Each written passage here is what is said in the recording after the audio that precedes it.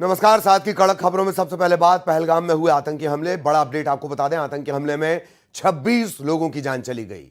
सबसे ज्यादा अफसोस की बात, आतंकियों ने धर्म मजहब पूछकर लोगों को गोलियां मारी हैं।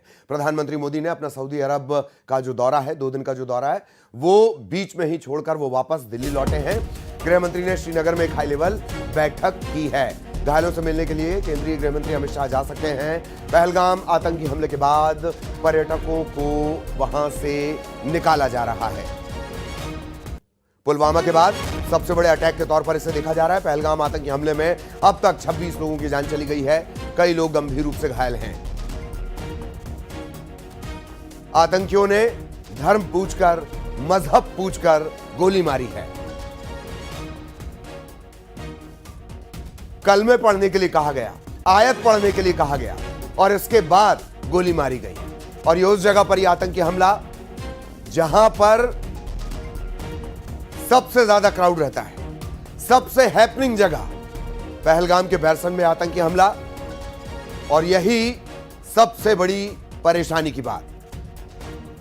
हमले की खबर आते ही केंद्रीय गृह मंत्री अमित शाह रवाना हो गए थे और प्रधानमंत्री मोदी ने अपना दौरा बीच में ही रद्द किया। आज वो भारतीय समुदाय से मिलने वाले थे, लेकिन अब सऊदी अरब का दौरा छोड़कर वो दिल्ली लौटे हैं। सहयोगी अनूप हमारे साथ जुड़े हुए हैं। अनूप, क्या कुछ अपडेट इस पूरे घटनाक्रम को लेकर? देखिए, आपको बता दूं कि जिस तरीके से पहलगाम में लगातार प्रधानमंत्री नरेंद्र मोदी। कुछ तकनीकी दिक्कत है, एक बार फिर हम अनूप के पास लिए चलेंगे। पहलगाम आतंकी हमले में 26 लोगों की जान चली गई है और सबसे बड़ा अपडेट इस वक्त का ये कि प्रधानमंत्री वापस आ चुके हैं और अब एक हाई लेवल मीटिंग वो करने वाले हैं।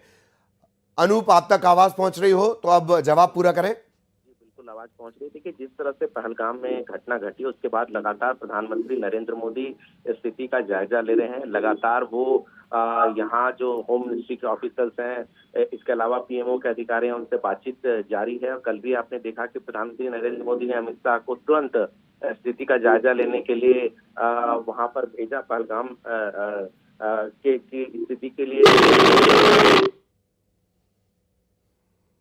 दौरे पे थे। उन्होंने पूरा दौरा को जो है वो कट शॉर्ट किया है और वो अब दिल्ली पहुंच चुके हैं। दूसरी तरफ कभी भी सीसीएस की बैठक होगी, फाइनेंस मिनिस्टर जो कि सीसीएस के मेंबर है, वो भी विदेश दौरे से वो दिल्ली वापस आ चुकी हैं। केंद्र सरकार ने साफ कर दिया है कि जिस तरह से कायराना हरकत की गई है, किसी भी तरीके से जो भी दोषी हैं उनको नहीं बख्शा जाएगा। पहला जो सरकार की पहल है वो ये है। दूसरी तरफ जो घायल हैं उनको स्वास्थ्य सेवाओं में किसी तरह की कोई कोताही नहीं बरती जाएगी और किस तरीके से सुरक्षा की चूक हुई है उस पर पूरी गहन जांच की जाएगी और जो भी इसके लिए जिम्मेदार है उस पर कड़ी कार्रवाई की जाएगी। ये सारी बातों का जो है वो सारी बातों पर चर्चा की जा रही है। देखिए, एनआई की टीम भी वहां पहुंचेगी और जांच प्रक्रिया को आगे बढ़ाएगी। कुल मिलाकर के जिस तरीके का रवैया केंद्र सरकार का है और जिस तरीके से धारा 370 खत्म होने के बाद घाटी में जो अमन चैन है, वो किस तरीके से इस तरह की घटना घटी है, उसको लेकर केंद्र सरकार कह सकते हैं कि बहुत ही चिंतित है। और ये किसी भी तरीके से ये नहीं कहा जा सकता केंद्र सरकार बड़ा एक्शन लेगी, ये इस पर कोई कोताही नहीं है, कोई शक नहीं है।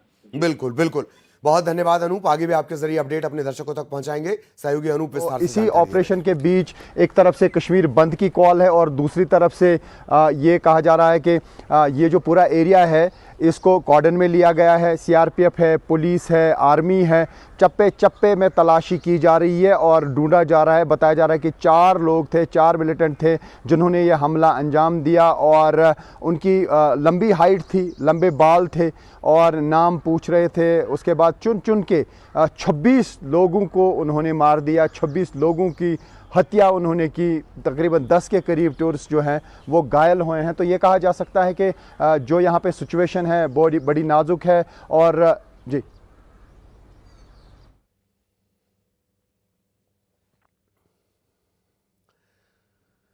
तो लगातार ये अपडेट ग्राउंड जीरो से किस तरह की स्थितियां हैं वो हम आप तक पहुंचा रहे हैं। और तकरीबन 15 मिनट तक ये खूनी खेल चलता रहा। नाम पूछकर फायरिंग होती रही। ज्यादातर पर्यटक हैं। 2 सैनिकों को भी इस हमले में जान उनकी चली गई है। किसी की 2 महीने पहले शादी हुई थी, किसी की 7 दिन पहले शादी हुई थी, उनकी भी जान इन आतंकियों ने ले ली। प्रधानमंत्री मोदी सऊदी अरब से दिल्ली पहुंचेंगे और फिर एक हाई लेवल मीटिंग वो करने वाले हैं। केंद्रीय गृह मंत्री कल से ही श्रीनगर में हैं।